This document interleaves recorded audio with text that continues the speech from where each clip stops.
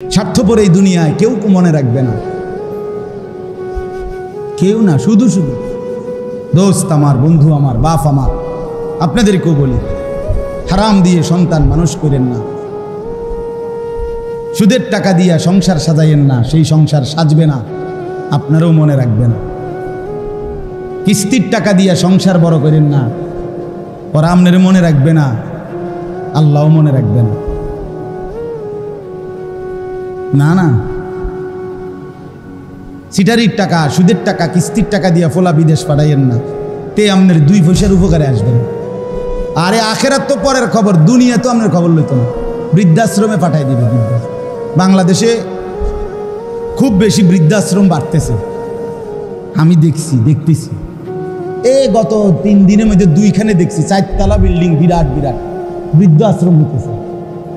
এটা অশনি সংকেত, এটা রেড সিগন্যাল। ছেলে পেলে অল্প সময়ের ব্যবধানে দেখবেন, আব্বা মারে, ও আব্বা, কোনো অসুবিধা হইতো না, আপনার টাকা যা লাগে মাসিক আমি জমা দিয়ে যাব, খানা দানা, এখানে পেশাব পায়খানা সব অসুবিধা নাই, 3 বেলা খানা পাবেন টাইমলি। কথা বুঝেন নাই? আশ্রমে, বৃদ্ধাশ্রমে দিয়ে আসবে, এই বাংলাদেশে দেখেন।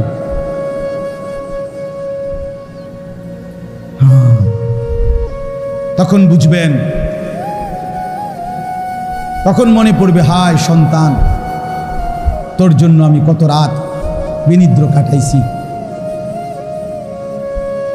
তোরে বড় করতে গিয়ে আমি হালাল হারাম কিছুই বাঁচি নাই, আমার মালিকের একটা সেজদা দিবারও টাইম পাই নাই, নিজেকে ভুলে সংসার গড়তে চেষ্টা করছে। আজ আর সংসারের কেউ আমারে মনে রাখে। স্বার্থপর এই দুনিয়া। সামনের সিএনজি অ্যাক্সিডেন্ট করে 3 জন মরে গেল, পিছনের সিএনজি থামে না, সে পাশে দিয়ে চলে যায়। সামনের গাড়ি আর পুরা গাড়ি যদি মাইরা যায় মানুষ, পিছনের গাড়ি থামে না, সাইডি দিয়া জ্যাম ভাঙ্গা কাইটা আস্তে আস্তে চপ চলে যায়, কেউ থামে না। স্বার্থপর এই দুনিয়া, কেউ মনে রাখে না। দুপুরবেলা যারা তাদের মাকে বাবাকে জানাজা পড়াইয়া দাফন করছে, কানছে, ওরাও রাত্রেবেলা আসার পরে পাশের বাড়ির থেকে ভাত তরকারি রান্দাইয়ে এরা পেট ভরে ভাত খায়। হ্যাঁ, খায় না? স্বার্থপর। ওমা হাদিহিল হায়াতুদ দুনিয়া ইল্লা লাহবুন ওয়া লাইব। রব্বুল আলামিন বলে, বান্দা, দুনিয়ার জীবন তামাশার খেলাধুলা ছাড়া আর কিছু নয়। উজানির পিসা হুজুর বলতেন, বাবা, বাচ্চা যেমন মালা ঠোলা নিয়ে বিকালে খেলতে বসে, সন্ধ্যা যখন হয়ে যায়, অন্ধকার ঘনিয়ে আসে, তখন বাচ্চার মা যখন ডাক দেয়, বাচ্চা যখন মালা টোলা সব কিছু হাত দিয়া বাড়ি মাইরা ফেলে দিয়ে সব মায়ের কাছে ছুটে যায়। রব্বুল আলামিন বলে, বান্দা, 60 বছরের দৌড়ঝাঁপ, লাফালাফি আর ফালাফালি ফেলে আমি যখন ডাক দেব, মালাকুল মউত একটা টান দিয়ে তোকে আমার কাছে নিয়ে আসবে। মালা ঠোলার এই দুনিয়া চলে যাবে। জন্য যুবক বন্ধু, বাবা, আমার মুরব্বী চাচা, সবাইকে বলি, চলেন বদলে যাই, নিজেকে নিয়ে ফিকির করি। হ্যাঁ, ভাবলে ভালো দোস্ত আমার, ভাবলে ভালো চাচা আমার, ভাবলে ভালো। আমি ফেরিওয়ালা, আমি দিল জাগাইতে চাই, বিবেক জাগাইতে চাই। শুধুই কেবল আপনার কাছে জ্ঞানের বাহাদুরি দেখানো মাকসাদ না। ছেলেরা মহব্বত করে, আমি দেখছি আলহামদুলিল্লাহ অনেক আগ্রহ, আল্লাহ তাআলা প্রতিটা ছেলের আগ্রহ কবুল করে নেন। ওরা ফিরতেছে ইনশাআল্লাহ, হতাশ হইয়েন না, নওজোয়ান ফিরতেছে ইনশাআল্লাহ। ইনশাআল্লাহ নাফরমানি যেমন বাড়ছে, ইমানদারও বাড়ছে। হতাশার কিছু নাই, হতাশ হওয়ার সুযোগও নাই। আমি অনুরোধ করছি, আমরা প্রত্যেকে এটা ইনসাফের সাথে, ওই যে আয়াত পড়লাম, আল্লাহ বলবেন, বান্দা, আমি জুলুম করি নাই, তুমি করছো। আমি হায়াত দিছি, সময় দিছি, আমি রাত দিছি, দিন দিছি, আমি সকাল দুপুর বিকেল আমি দিয়েছি। আমি সকাল না দিলে ফজর পড়বে কেমনে, এই জন্য আমি সকাল দিছি। আমি দুপুর না দিলে আমার বান্দা জোহর কেমনে পড়বে, এই জন্য আমি দুপুর বানাইছি, বিকাল বানাইছি আসর পড়তে, সন্ধ্যা বানাইছি মাগরিব পড়ার জন্য, রাত বানিয়েছি এশা তাহাজ্জুদ পড়ার জন্য। আমি তো সুযোগ দিছি বান্দা, আমি তো জুলুম করি না। আশ্চর্য কথা হইল বাপ, এই যে আয়াত পড়লাম এর পরের আয়াত হলো এই লোকটা তখন জাহান্নামী বুঝবে যে আমি সরাসরি আল্লাহর কাছে আর চাইয়া লাভ নাই, উনি আমার বিরতিও দেয় না, আমার মুখে আর হাসিও ফুটবে না। এইবার কসম খোদা জাহান্নামী অস্থির হইয়া, কোরআন শরীফে আছে জাহান্নামী তখন ওই জাহান্নামের ফেরেশতা, জাহান্নামের ফেরেশতার যিনি লিডার প্রধান, ওনার নাম হলো মালেক। কি নাম? মালেক। এই মালেক ফেরেশতাকে জাহান্নামী ডাক দিবে, ডাক দিয়া বলবে ওয়ানাদাউ ইয়া মালিক। এই যে কোরআনের আয়াত দ্বারা জাহান্নামী ডাকবে, হে মালিক, লিয়াকদি আলাইনা রাব্বুক। জাহান্নামী বলবে ফেরেশতা মালিক তুমি তোমার আল্লাহকে বলো না আমাকে একবারে শেষ করে দিতে, আমারে মেরে ফেলতে বলো, আমি আর এই যন্ত্রণায় জাহান্নামের আগুন আর সইতে পারছি না।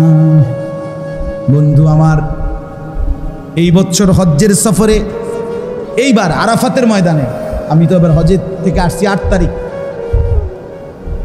আরাফার ময়দানে হজের দিন বিশ্বাস করেন 2-4 মিনিট করে করে বাইরে দাঁড়াইছি, তাঁবুর বাইরে আকাশের নিচে, খোলা আকাশের নিচে একটু দোয়া করার জন্য।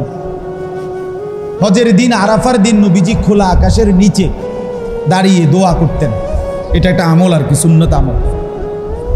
কসম খোদার 2-3 বার দাঁড়াইছি বাইরে খোলা আকাশের নিচে, বিশ্বাস করেন মনে হয়েছে যেন আগুনের গোলা পায়ের মধ্যে মনে মারতেছে ছুরা, এত গরম, এতটা তীব্র গরম।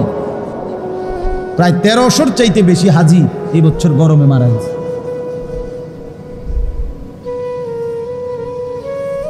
তাইলে 9 কোটি বিজ্ঞানের ভাষায় সূর্য কত দূরে? 9 কোটি 30 লক্ষ মাইল দূরের সূর্য যদি আলো দিলে এখানে এত গরম হয়, তাইলে মাথার উপরে যখন সূর্যটা 1 বিঘত উপরে হাসরের ময়দানে থাকবে, বন্ধু আমার কেমন গরম হবে, কেমনি সইবে? হ্যাঁ বলেন বাবা, মুরব্বীরা আপনারাও বলেন। 60 বছর বয়স চাচা, এখনো বিড়ি সিগারেট খানার বদভ্যাস ছাড়তে পারলেন না, কোন দিন ছাড়বেন চাচা?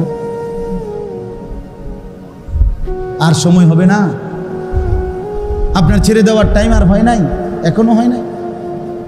60 বছর হায়াত, এখনো চা দোকানে টেলিভিশনে নাচ গান নর্তকীর ছবি দেখার এই বদভ্যাস আজও গেল না চাচা।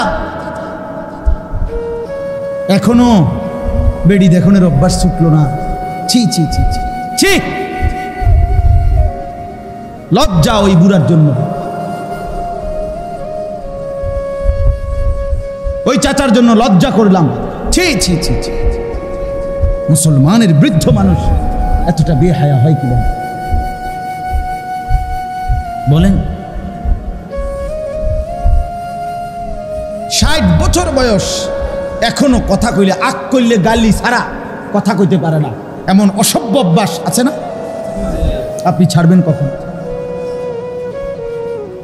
আপনি মরতেন না তাইলে বলে, আপনি মরবেন কখন? তাই আল্লাহ আমাদেরকে বুঝ দান করে, আল্লাহ আমাদেরকে বিবেক দান করে। আমরা প্রত্যেকে দয়া করে, প্রচন্ড গরমের ভিতরেও আমি আপনাদের কাছে অনুরোধ করছি বাপ, আলহামদুলিল্লাহ আপনারা অনেক দিল দিয়া বসছেন, মনোযোগ দিয়া হায়াতের কদর করে। যুবক ভাই তোমরাও, বাবারা আপনারাও, আমরাও, ওলামায়ে কেরাম আমরাও, সবাই সবাই নিজেকে ইনসাফের সাথে ভাবেন আখিরাতের প্রস্তুতি কেন। দুনিয়ার সুবিধা অসুবিধা সব শেষ হয়ে যাবে। আমি মরলেও সুবিধা থাকবো, আমি মরলেও অসুবিধা থাকবে, থাকবে না? আমি আর আসবো, আমি মরার পরে পৃথিবীর সব মানুষ যদি সুখে চাঁদের দেশেও জায়গা, আমার লাভ কি? কথাটা বলেন। এরপরে মানুষ গেছে গাড়ি একের সব আধুনিক হইয়া চাঁদের দেশেই গেছে গেছে, তো আপনি আসেন না তো এরপরে মানুষের চাঁদের দেশে যাক আর মঙ্গল গ্রহেই চলে যাক, আমার লাভ কি?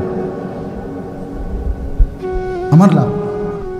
আপনারা মনোযোগ দিয়েই আল্লাহর কথা শুনতেছিলেন। মসজিদের যেটুকু পরিধি, আলহামদুলিল্লাহ আপনারা সবাই দিল দিয়ে আন্তরিকতার সাথেই মনোযোগ দিয়েই বসছেন। আমার আপনাদের কাছে আবারও অনুরোধ, না লাগবে না, আমার কিচ্ছু দিতে, আবারও অনেক নওজোয়ান মাশাআল্লাহ যুবক ভাই সবার কাছে অনুরোধ, আল্লাহর ওয়াস্তে আমরা রাত চুক্তি বসি নাই, 2-10 ঘন্টার জন্য বসি নাই, একদম অল্প একটু সময়, 1-1.5 ঘন্টা সময়ের ভিতরে ইনশাআল্লাহ মজলিস দোয়া করে শেষ হয়ে যাবে। তাইলে এই অল্প একটু সময় আল্লাহর ওয়াস্তে সবাই যদি আন্তরিক হই, মনোযোগী হই, ইনশাআল্লাহ বরকত হবে। মনে রাখবেন, নিজের ভালো, নিজের কল্যাণ, নিজের পরিবর্তনের জন্য যথাযথ আগ্রহ, আন্তরিকতা, মনোযোগ এটা জরুরি। দিলের মধ্যে যদি কারো আগ্রহ না থাকে, আন্তরিকতা না থাকে, 1000 বছরও সে বদলায় না, এটা বাস্তবতা। ওয়ালাউ আলিমাল্লাহু ফীহিম খায়রান লাসমাআহুম, কোরআন শরীফে আছে, আল্লাহ বলেন আমি যদি আমার বান্দাদের মধ্যে ভালো, কল্যাণ গ্রহণ করার দেখতাম মানসিকতা, তা আমি নিজেই আমার কথা তাদেরকে শোনায় দিতাম, কিন্তু তার মধ্যে তো কোনো আগ্রহই দেখি না। কোরআনুল কারীমের মধ্যে আছে, আল্লাহ তাআলা বলেন ওয়াহদি ইলাইহি মান ইউনীব, আমি আল্লাহর দিকে যে ঝুঁকে আসে আমি নিজেই এগিয়ে তাকে হেদায়েত দিয়ে থাকি। কি বোঝা গেল? মানে একটু আগাইতে হয়, আল্লাহর দিকে ঝুঁকতে হয়, নিজের অন্তরে নিজের আগ্রহ তৈরি থাকতে হয়, এটা গুরুত্বপূর্ণ। কোরআনুল কারীমের মধ্যে আছে, আল্লাহ তাআলা বলেন ফাবাশশির ইবাদ, ও ভাইয়া এদিকে জায়গা আছে, এদিকে ওই কোনায় জায়গা দেখায় দাও ভাই, সামনে যে দরজার জায়গাটা আপনারাই ছেড়ে দেন ভাই, যুবক ভাই তোমরা এদিকে চাপাইয়া ধরে দরজার জায়গায় একটু জায়গা রাখো। দরজার জায়গা আটকাইয়া দেওয়া কোনো বুদ্ধিমানের কাজ না, এসিতে হবে না এটা, আমরা এই পরিমাণ লোক এখানে বসছি, এসির এইটা ঠান্ডায় হবে না, এটা স্বাভাবিক। কাজেই যেটুকু চলতেছে চলতেছে আলহামদুলিল্লাহ। তো বলতেছি ফাবাশশির ইবাদ, আল্লাহ বলেন হে নবী আপনি আমার ওই বান্দাদেরকে জান্নাতের সুসংবাদ দিয়ে দেন, আল্লাযীনা ইয়াসতামিউনাল কাওলা, তো কোরআন শরীফের আয়াত, যারা মনোযোগ দিয়ে কথা শোনে, এটাই অর্থ। ফায়াত্তাবিউনা আহসানাহ, অতঃপর কোরআন সুন্নাহর উত্তম এই কথাগুলোকে অনুসরণ করে। তাহলে জান্নাতের সুসংবাদ দেন তাদেরকে যাদের 2টা গুণ, 1 মনোযোগ দিয়ে কথা শুনে, এরপরে অনুসরণ করে। আপনারে বলছে পায়জামা, আপনি বুঝছেন লুঙ্গি, কথা বুঝছেন না তো আপনি কি বুঝলেন? উল্টা বুঝলেন আর কি। আমরা অনেক সময় পূর্বাপর কথা, বিস্তারিত কথা না শোনার কারণেও, পুরাটা না জিজ্ঞেস করার কারণেও অসংখ্য ঝগড়া, বিবাদ, ভুল ভ্রান্তি, অবুঝ অবস্থা তৈরি হয়। এটা অহরহ সবার মধ্যে, দুনিয়াবি কথার মধ্যেও, আখিরাতের কথার মধ্যে।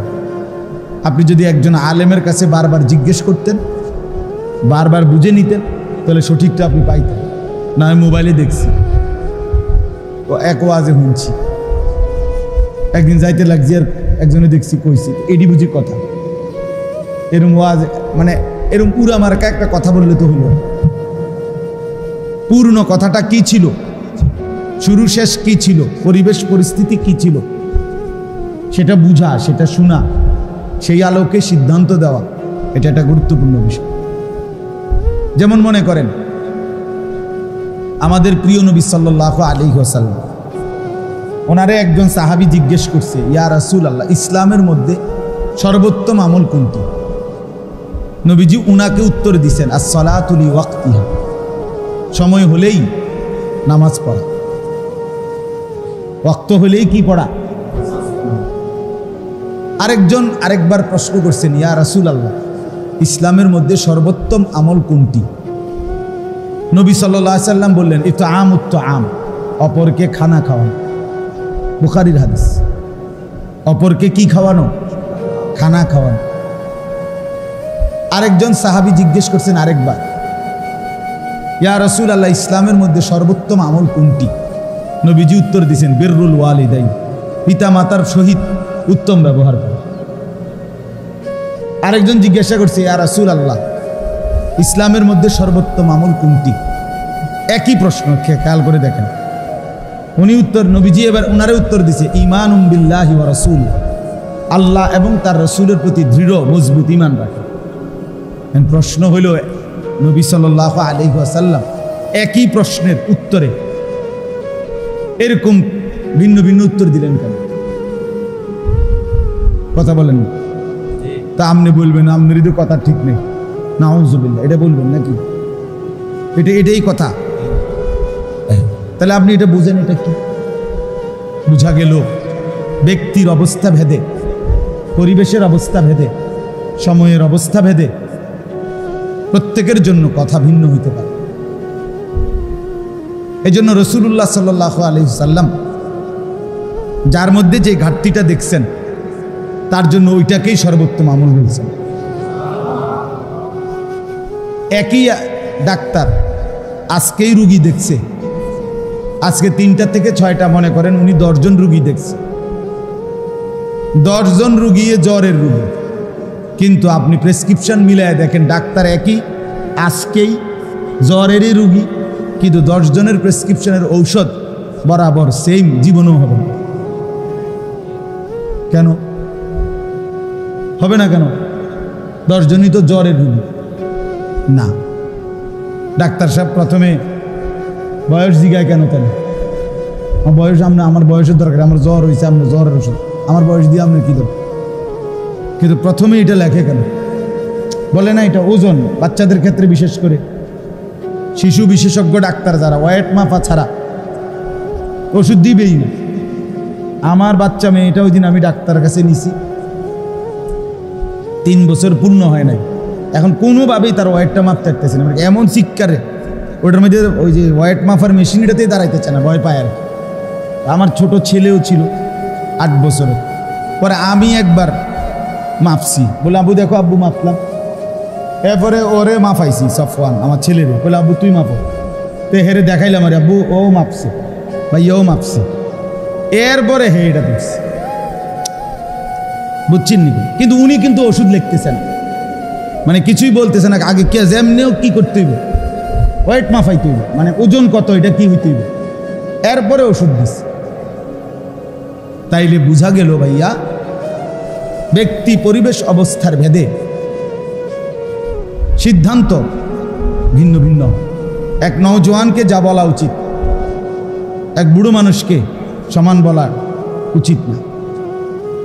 একই আপনি এক যুবক বলল যে হুজুর আমি রাত্রিবেলা নামাজ পড়তে চাই, তাহাজ্জুদ কয় রাকাত পড়লে ভালো হয়? আমি যদি তারে বলি 40 রাকাত, সে পারবে, যুবক পারবে, কিন্তু মুরব্বির জন্য কষ্ট হয়ে যাবে।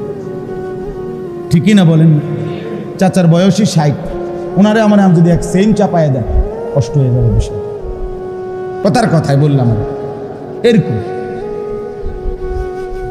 হযরত আবু বকর সিদ্দিক রাদিয়াল্লাহু তাআলা আনহু, যিনি ইসলামের প্রথম খলিফা, উনি যখন প্রথম খলিফা হয়েছেন তখন সাহাবীদের সিদ্ধান্ত হয়েছে যে কোরআন শরীফ, কোরআনুল কারীম, পুরা কোরআন নবীজি সাল্লাল্লাহু আলাইহি সাল্লামের জামানায়, নবীজির 23 বছরে কোরআন শরীফের প্রত্যেক আয়াত অক্ষর লেখা হয়েছে, নবীজি লেখাইছেন কাউকে না কাউকে দিয়ে।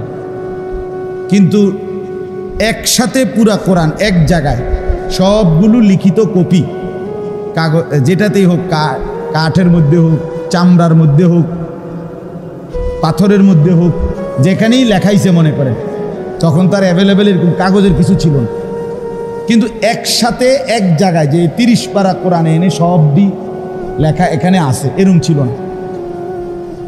ও সাহাবীদের কাছেই কারো কাছে 2 আয়াত, কারো কাছে 10 আয়াত, কারো কাছে 1 সূরা, যার কাছে যে দূর পারছে ছিল।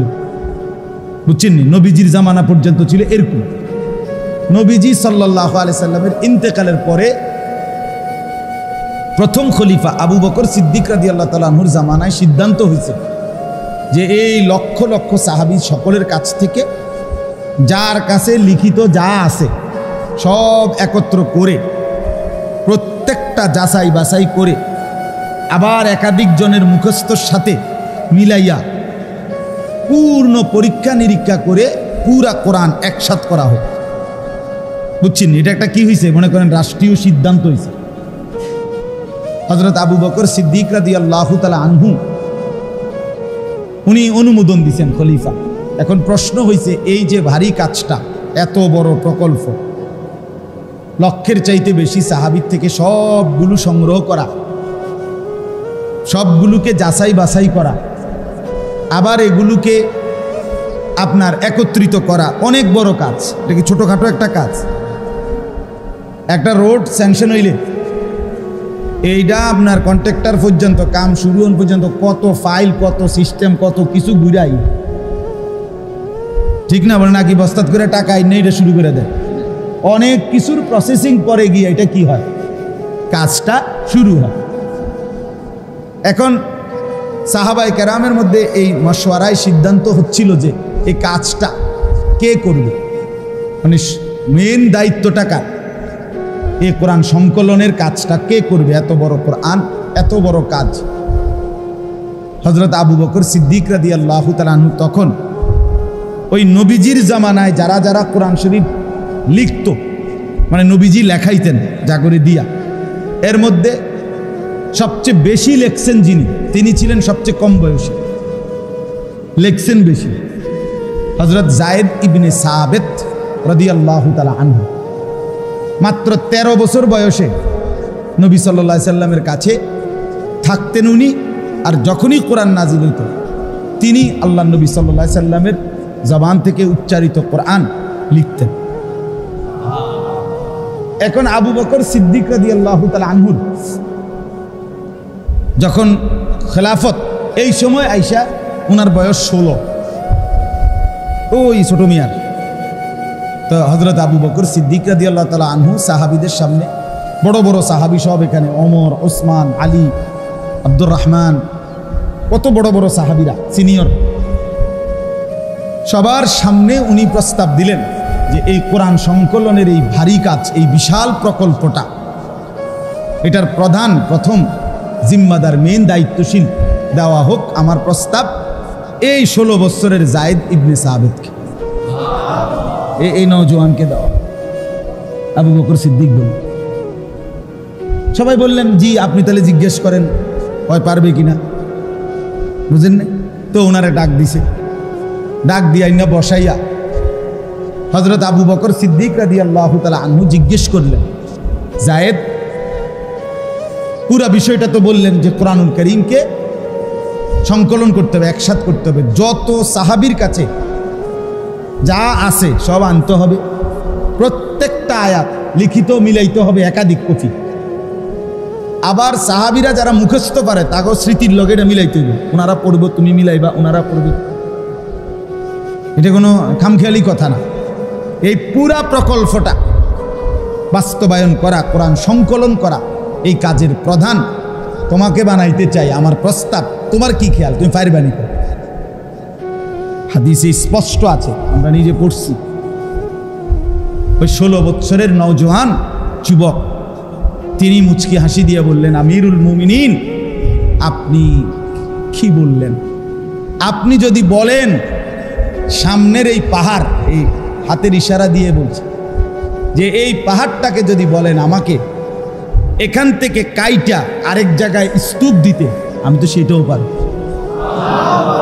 লাউ নাকালতু হাযাল জাবাল মিন মাকানিন ইলা মাকান লা ফাআলতু হাযা, আমি পারুম, আমি নওজোয়ান না, আমি পারুম না তো, মানে যুবক করবে না তো করবেটা কে? নওজোয়ান করবে না তো কে করবে?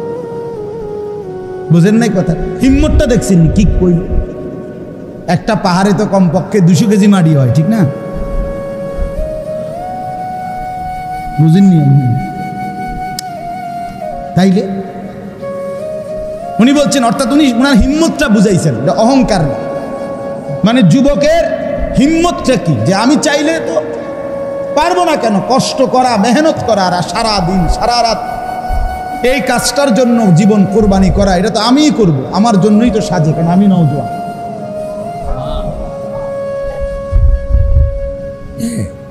যুবকের মধ্যে অসম্ভব শক্তি। নওজোয়ান গড়লেও দারুণ গড়তে পারে, নষ্ট করিলেও একদম নষ্ট করে দিতে পারে, পৌঁছলে একদম পচা যায়। আর যদি সাজায়া জরে নিজেকে, আল্লাহর আরশের নিচে ছায়া পায়। নবী সাল্লাল্লাহু আলাইহি সাল্লাম বলেছেন, হ্যাঁ, 7 ধরনের ব্যক্তি আল্লাহর আরশের নিচে জায়গা পাবে হাসরের ময়দানে। তার মধ্যে 7 ধরনের মধ্যে 2টাই যুবক। একটা হলো যে যুবক শাবুন নাশাআ ফি ইবাদাতিল্লাহ, যে তার যৌবনকাল আল্লাহর বন্দিগিতে কাটাইছে। 2 রাজুলুন দাআতহু ইমরাআতুন যাতু মানসাবিন ওয়া জামালিন ফাকালা ইন্নী আখাফুল্লাহ। ওই যুবক, ওই পুরুষ, ওই সামর্থ্যবান যুবক যাকে সুন্দরী, রূপসী, বংশিয়া, বংশেও বড়, চেহারা সুরত, রূপে গুণেও সুন্দর, এমন সুন্দরী বংশিয়া নারী মেয়ে তাকে জিনা ব্যভিচার, অবৈধ প্রেম ভালোবাসার দিকে ডাকছে। আর সেই যুবক, সেই পুরুষ উচ্চ কণ্ঠে বলে উঠছে, না, আমি আল্লাহকে ভয় করি। আল্লাহর নবী সাল্লাল্লাহু আলাইহি সাল্লাম বলেন, আল্লাহ তাআলা সাথে সাথে আরশে আজিম থেকে ঘোষণা করে, যুবক, আমি তোকে আমার পাশে বসতে দেব, হাসরের ময়দানে তুমি আমার পাশে বসো, আমার আরশের ছায়ায় বসো। এই একজন বিশ্ববিখ্যাত বুজুর্গ ছিলেন হযরত মালিক ইবনে দিনার রাহমাতুল্লাহ আলাইহি। উনি বলতেন, ইন্নামাল খায়রু ফিশ শাবাব, কল্যাণ, সমৃদ্ধি, খায়ের, যত কিছু সব যুবকের মধ্যে, যৌবনের মধ্যে। এই জন্য নওজোয়ান ভাই আমার, কাজে লাগাইলেও এটাই হায়াত, নষ্ট করে দিলেও এটাই হায়াত। এই রাতও আর ফিরবে না, দিনও আর ফিরবে। 24শে জুলাই 2024 রোজ বুধবার, পৃথিবীতে আর কোনো দিন এই শিরোনাম হবে না। হবে কি? আগামী বছর 24শে জুলাই হবে, কিন্তু সেটা 25 সাল। আগামী সপ্তাহে বুধবার আসবে, কিন্তু সেটা 24 তারিখ না। হুবহু এই শিরোনাম আর হবে না। হবে? আর হবে না। কোনো রাত আর ফিরে না, কোনো দিন আর ফিরে না, কোনো ঘন্টা আর ফিরে না, কোনো সেকেন্ড আর ফিরে না। ইউকাল্লিবুল্লাহুল লাইলা ওয়ান নাহার, আল্লাহ বলেন, আমি রাত্র দিন পরিবর্তন করে থাকি। হুয়াল্লাযী জাআলাল লাইলা ওয়ান নাহারা খিলফাতান, আল্লাহ বলে, রাত আমি বানাই, দিন আমি বানাই, খিলফাতান, পর্যায়ক্রমে, বাই সিরিয়াল, বাই রোটেশন, একবার রাত একবার দিন, একবার রাত একবার দিন। এই যে রাত দিন, রাত দিন, রাত দিন, আল্লাহ বলে এটা আমি বানাই। কে বানায় বলে? আর ফিরবে না, আর ফিরবে না। বন্ধু আমার, বাপ আমার, গরম লাগুক, শীত লাগুক, সর্বাবস্থায় এটা মনে রাখতে হবে, এই হায়াত, এই সময়, এই জিন্দিগি, এই ক্ষণ, এই মুহূর্ত আর আসবে না। আমার কাছে কিতাব আছে আরবি, ইমাম ইবনু রজব হাম্বলি রাহমাতুল্লাহর কিতাব লাতাইফুল মাআরিফ, কিতাবের মধ্যে উনি বলছে, প্রতিটা দিন পৃথিবীবাসীকে ডাক দিয়ে বলে, হে জগৎবাসী, আমি শুধু আজকের জন্যই এসেছি, আমি আর কোনো দিন এই পৃথিবীতে ফিরব না। আল্লাহর বান্দা, আমারে নষ্ট করো না, কাজে লাগো, কসম করো। প্রতিটা রাত সন্ধ্যা যখন আসে, আবার ডেকে বলে, হে আল্লাহর বান্দা, আমি রাত আজকের জন্যই এসেছি, আর আসবো না, আমারে নষ্ট করো না, কাজে লাগাই, কাজে লাগে। ওয়ালতানজুর নাফসুম মা কদ্দামাত লিগাদ। আল্লাহ বলছে প্রত্যেকে খেয়াল করো আজকে তুমি আগামীকাল কিয়ামতের জন্য কি পাঠাইছো। এটা কোরআনের আয়াত, সূরা হাশরের মধ্যে আছে। আজকে খেয়াল করো, রাত একটু পরে আমরা সবাই ঘুমায় যাব, চোখ মেললেই ভোর হয়ে যাব, তার মানে আজকের জন্য শেষ। হিসাব মিলায়ও, আল্লাহ বলছে ওয়ালতানজুর নাফসুন, প্রত্যেকেই খেয়াল করো মা কদ্দামাত লিগাদ, আগামীকাল কিয়ামতের জন্য আজ কি পাঠিয়েছো, কি পাঠিয়েছো। নওজোয়ান বন্ধু আমার, দুনিয়া কখনো রাত, কখনো দিন, কখনো আলো, কখনো অন্ধকার, কখনো সুখ, কখনো বেদনা, কখনো আনন্দ, কখনো অস্থিরতা, কখনো পেরেশানি, এমনি এমনি পার হয়ে যায়, পার হয়ে যায়। এখানে আলো আছে তো অন্ধকারও আছে, এখানে রোদ আছে তো বৃষ্টিও আছে, এখানে কেউ হাসে তো একটু পরে কাঁদে, এখানে আনন্দ তো বেদনাও আছে। কিন্তু খোদার কসম, আখিরাতে হাসরের ময়দানে কবর থেকে একবার যে হাসবে সে আর কাঁদবে না, একবার যে কাঁদবে সে আর হাসবে না।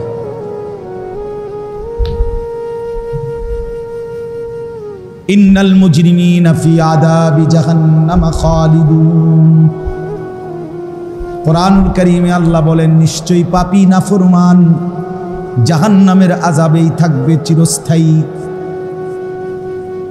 লা ইউফাত্তারু আনহুম, লক্ষ কোটি বার জাহান্নামী আল্লাহকে বলবে আল্লাহ একটু বিরতি দেন, 24 ঘন্টায় 2টা মিনিট আমারে বিরতি দেন, আমি মাওলা সইতে পারি না। রব্বুল আলামিন বলেন লা ইউফাত্তারু আনহুম, 1 সেকেন্ডের জন্য না ফরমান কোনো বিরতি দেয়া হবে না। ওয়াহুম ফীহি মুবলিসুন, এরপরে আল্লাহ বলেন ওয়াহুম ফীহি মুবলিসুন, অনন্তকালের জন্য জাহান্নামী চিরস্থায়ীভাবে জাহান্নামে বিষণ্ণ মলিন চেহারা নিয়ে থাকবে, লক্ষ কোটি বছরে একবারও মুখে হাসি ফুটবে না। ওয়ামা যালামনাহুম ওয়ালাকিন কানু হুমুজ যালিমিন। এরপরে আল্লাহ বলেন জাহান্নামী চিৎকার করবে আর আল্লাহ বলবে বান্দা বিশ্বাস করো বান্দা, আমি তোমার উপরে জুলুম করি নাই, তুমি নিজেই নিজের উপরে জুলুম করেছো। মনে করে দেখো বান্দা, প্রতিটা ইবাদতের জন্য আমি যথেষ্ট পরিমাণ সময় দিয়েছি, তুমি পাত্তা দাও নাই। 1টা বাজে জোহরের আজান হইছে, 4:45 বাজে গিয়া আসরের নামাজের আজান হয়েছে, মাঝখানে 3.5 ঘন্টা 4.25 ঘন্টা সময় পার হয়েছে। 10 রাকাত নামাজ পড়তে 3.5 ঘন্টা সময় লাগে না? লাগে কি? কেন পড়লা না? আমি কি জুলুম করেছি কিনা আল্লাহ জিজ্ঞেস করবে। 4 রাকাত ফজরের নামাজ পড়তে সুবহে সাদিকের পর থেকে সূর্য ওঠার আগ পর্যন্ত তো 1 ঘন্টার বেশি। আমার বান্দা 1 ঘন্টা তো লাগার কথা ছিল না। 4 রাকাত নামাজ পড়তে তো 10 থেকে 15 মিনিটের বেশি লাগে না, যত্ন নিয়ে পড়লেও। কেন পারলা না? এই নাফরমান, যারা নামাজ পড়ো না, নওজোয়ান মুসলমানের বাচ্চা, মায়ের পবিত্র দুধ খাইছো 2 বছর, মুসলমানের ঘরে বড় হইছ, কেমনি নামাজ পড়ো না? রাসূলুল্লাহ সাল্লাল্লাহু আলাইহি সাল্লাম বলেন ফজরের নামাজ যে পড়ে না, খোদার কসম নবী বলে ওইটা খবিশ। বেটা তুই খবিশ, খবিশ, খবিশ বেটা, যে ফজরের নামাজ পড়ে এটা খবিশ, অপদার্থ, এটা কাসলান, এটা অলস, অপদার্থ, ধ্বজভঙ্গ, এটা ফালতু। রাসূলুল্লাহ বলছে খবিশ বেটা তুই। আর নবীজি বলছে খবিশ থাকে বাথরুমে। খবিশ থাকে কোথায় হুজুর? বাথরুম। এজন্য নবীজি বাথরুমে ঢুকতে, পেশাব পায়খানায় ঢুকতে দোয়া পড়তেন কি? আল্লাহুম্মা ইন্নী আউযু বিকা মিনাল খুবুসি ওয়াল খাবাইস। অর্থ আল্লাহ খবিশ থেকে পানাহ চাই, এটার অর্থ এটাই। ফজরের নামাজ যে পড়ে না সে খবিস, ফজরের নামাজ যে পড়ে না সে কাসলান অলস, ফজরের নামাজ যে পড়ে না, আল্লাহর নবী বলেন যাকা রাজুলুন বালা শাইতানু ফি উদুনাইহি, এটা এমন ফালতু লোক শয়তান যার দুইটা কানে মুত্তা দিছে। নবী বলছে কেডা মুতছে চাচা? শয়তান। তোর কানে শয়তানে মুতছে, শয়তান। শয়তান তালিবাস অন্ত্যেষ্টিয় তো আকার তা দন্তান্ন, শয়তান তোর দুই কানে মুতছে। বেনামাজি দাঁড় করাই, এখন দাঁড় করাই, চেহারা দেখলেই তো বোঝা যায়। বেনামাজির চেহারা তো দয়া মায়াহীন, নির্দয়, পাষাণ, নির্লজ্জ, বেহায়া, বেশরম, অসভ্য, গাদ্দার। বেনামাজি গাদ্দার, গাদ্দার, গাদ্দার, গাদ্দার। এটা ছোটখাটো গাদ্দার না। এখনো মেম্বার চেয়ারম্যানের লগে গাদ্দারামি করে না, এখনো এমপি মন্ত্রীর লগে গাদ্দারামি করতে, এই আরশে আজিমের মালিকের সাথে গাদ্দারামি করে। তার চাইতে বড় বেয়াদব আর কেউ হইতে পারে না। আপনি কার লগে তেরামি করে আপনি বুঝছেন না, কথা বলেন না। যে নামাজ পড়ে না সে কার লগে তেরামিটা করতেছে? ইমাম সাহেবের লগে। তো তার মতো কি সে ছোটখাটো বেয়াদব, কি ছোটখাটো ঘাউরা? একটা আসার দিব বেটা, ফেরেশতা একটা আসার দিব। কোরআন শরীফে আছে দোস্ত, রব্বুল আলামিন হাসরের ময়দানে নাফরমানকে বলবে, ফেরেশতাকে ডাক দিয়ে খুজুহু ফাগুল্লু,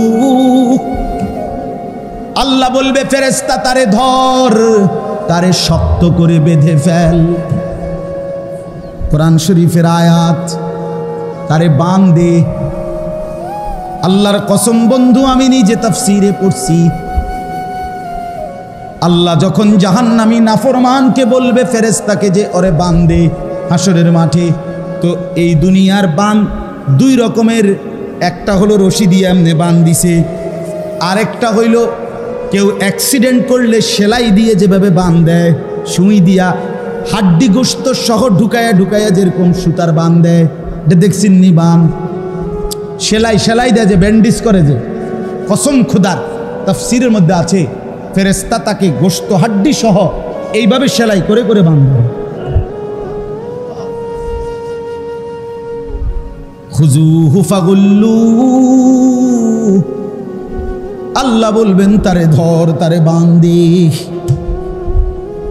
এবার ফেরেশতা বলবে আল্লাহ বেঁধে ফেলেছি, এবার কি করব? আল্লাহ বলেন সুম্মাল জাহিমা সাল্লু, ওরে জাহান্নামে ফেলে দে। মার লাথি, মার, ত্রাম করে লাথি দে তারে। একটা লাথি মারবি যাতে এক লাথির লগে জাহান্নামে গিয়া। মাতবরি বাদ দুগে খাইয়া এক একজন ছোলা পানের চেহারা, বাবা বাহ, মোবাইল একখান চালায় বেটাই, এই আর কোনো কিছু নেই। সারাদিন বইবে মোবাইল টিপে, বেড়ি চায়, নর্তকী দেখে, উলঙ্গ ছবি দেখে, কখনো খাড়াইয়া মতে, কখনো বইয়া মতে, কখনো আটতে আটতে মতে। মানুষের মাইয়া দেখলে, বেড়ি দেখলে ফিসি ফিসে শীষ মারে, নিজেরা অসভ্য কথাবার্তা বলে, আর কি তাফালিং করে, খালাস। এটাই জীবন মিয়া, এত ফালতু বুঝি মানুষের জীবন হয় বেটা। আজকে যে 5 দিন 6 দিন নেট বন্ধ, তো এখন কেমনে চলো? ওই যুবক, কষ্ট হয় না? আমার তো খুব চিন্তা লাগে, আরে ভোলা পায় কি কষ্টে জানি আছে রে। আহারে, যে সারা রাত উলঙ্গ ছবি দেখে তার কলজাটা কেমনে তেজে বিষ খাইছে না, এটাও তো কথা। তে তো বাসের তলে মরে যাওয়ার কথা, নেট নাই তো, কথা বোঝেন না। হে দেখবো কি, হে দেখবে কি? সপ্তাহখানিক আরো থাকলে, নেট না থাকলে বড় বড় মোবাইল দিয়ে ছেলে পেলে দেখবেন কটকুটি খাবে। কটকুটি বোঝেন না? বাঙ্গারি মাল বেছে যেখানে কটকুটি দেয়। হায় মুসলমানের বাচ্চা, মুসলমানের ভাই, হায়াতের কদর করো। স্বার্থপর এই দুনিয়ায় কেউ মনে রাখবে না, কেউ না। শুধু শুধু দোস্ত আমার, বন্ধু আমার, বাপ আমার, আপনাদেরকেও বলি, হারাম দিয়ে সন্তান মানুষ করেন না। সুদের টাকা দিয়া সংসার সাজাইয়েন না, সেই সংসার সাজবে না, আপনারও মনে রাখবেন। কিস্তির টাকা দিয়া সংসার বড় করেন না, ওরা আপনার মনে রাখবে না, আল্লাহও মনে রাখবেন না। না, সিটারির টাকা, সুদের টাকা, কিস্তির টাকা দিয়া ফোলা বিদেশ পাঠাইয়েন না, তে আপনার 2 পয়সার উপকারে আসবেন। আরে আখেরাত তো পরের খবর, দুনিয়া তো আপনার খবর লইতো না, বৃদ্ধাশ্রমে পাঠাই দিবে। বাংলাদেশে খুব বেশি বৃদ্ধাশ্রম বাড়তেছে, আমি দেখতেছি। গত 3 দিনের মধ্যে 2খানে দেখছি, 4তলা বিল্ডিং, বিরাট বিরাট বৃদ্ধাশ্রম হইতেছে। এটা অশনি সংকেত, এটা রেড সিগন্যাল। ছেলে পেলে অল্প সময়ের ব্যবধানে দেখবেন, আব্বা মারে, ও আব্বা কোনো অসুবিধা হইতো না, আপনার টাকা যা লাগে মাসিক আমি জমা দিয়ে যাবো, খানা দানা, এখানে পেশাব পায়খানা সব অসুবিধা নাই, 3 বেলা খানা পাবেন টাইমলি। কথা বুঝেন নাই? আশ্রমে, বৃদ্ধাশ্রমে দিয়ে আস, এই বাংলাদেশে দেখেন।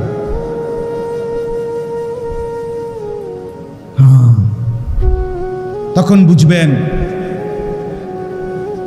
তখন মনে পড়বে, হায় সন্তান, তোর জন্য আমি কত রাত বিনিদ্র কাটাইছি, তোরে বড় করতে গিয়ে আমি হালাল হারাম কিছুই বাঁচি নাই, আমার মালিকের একটা সেজদা দিবারও টাইম পাই নাই, নিজেকে ভুলে সংসার গড়তে চেষ্টা করছে। আজ আর সংসারের কেউ আমারে মনে রাখে। স্বার্থপর এই দুনিয়া। সামনের সিএনজি অ্যাক্সিডেন্ট করে 3 জন মরে গেল, পিছনের সিএনজি থামে না, সে পাশে দিয়ে চলে যায়। সামনের গাড়ি আর পুরা গাড়ি যদি মাইরা যায় মানুষ, পিছনের গাড়ি থামে না, সাইডি দিয়া জ্যাম ভাঙ্গা কাইটা আস্তে আস্তে চপ চলে যায়, কেউ থামে না। স্বার্থপর এই দুনিয়া, কেউ মনে রাখে না। দুপুরবেলা যারা তাদের মাকে বাবাকে জানাজা পড়াইয়া দাফন করছে, কানছে, ওরাও রাত্রেবেলা আসার পরে পাশের বাড়ির থেকে ভাত তরকারি রান্দাইয়ে এরা পেট ভরে ভাত খায়। হ্যাঁ, খায় না? স্বার্থপর। ওমা হাদিহিল হায়াতুদ দুনিয়া ইল্লা লাহবুন ওয়া লাইব। রব্বুল আলামিন বলে, বান্দা, দুনিয়ার জীবন তামাশার খেলাধুলা ছাড়া আর কিছু নয়।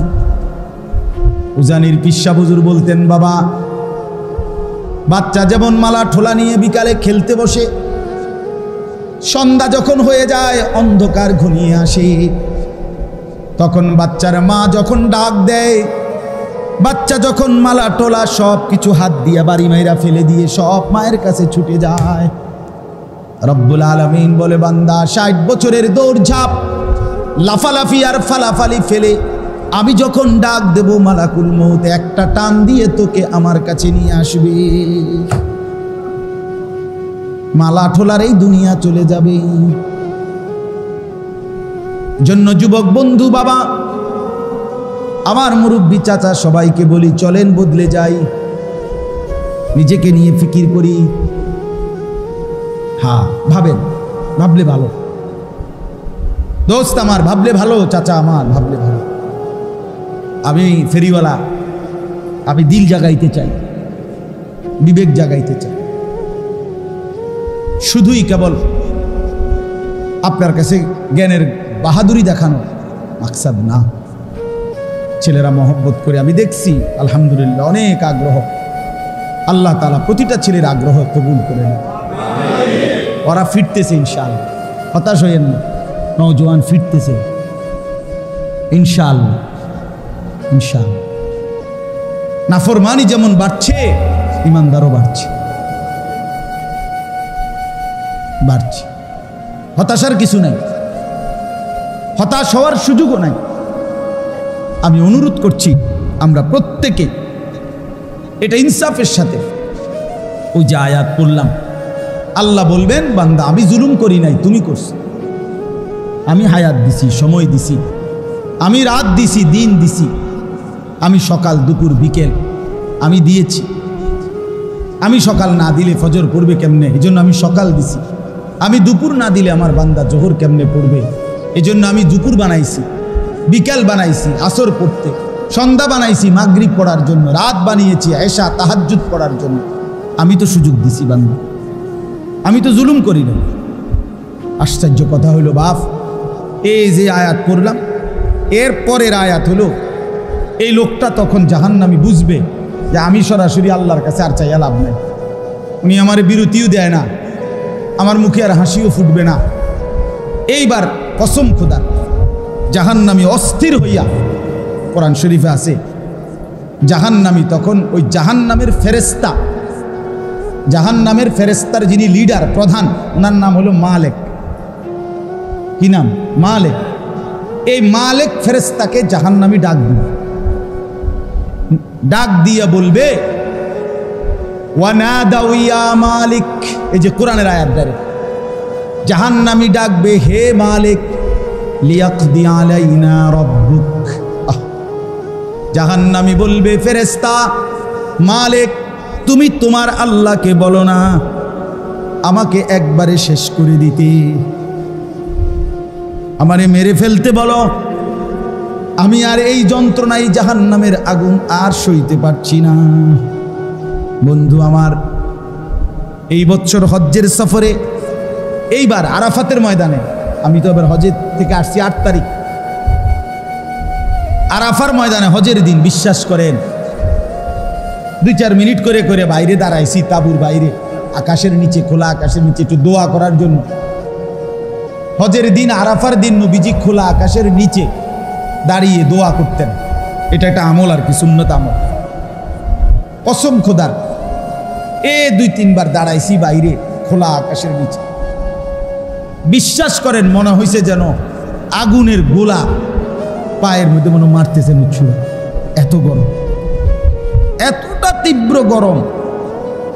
প্রায় 1300-র চাইতে বেশি হাজি এই বছর গরমে মারা গেছে।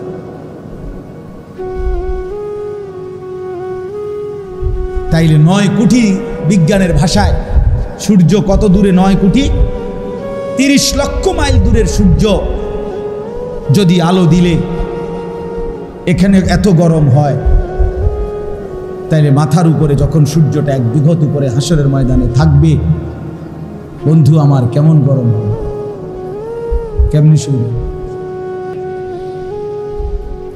হ্যাঁ বলেন বাবা, মুরব্বীরা আপনারাও বলেন। 60 বছর বয়স চাচা, এখনো বিড়ি সিগারেট খানার বদভ্যাস ছাড়তে পারলেন না, কোন দিন ছাড়বেন চাচা?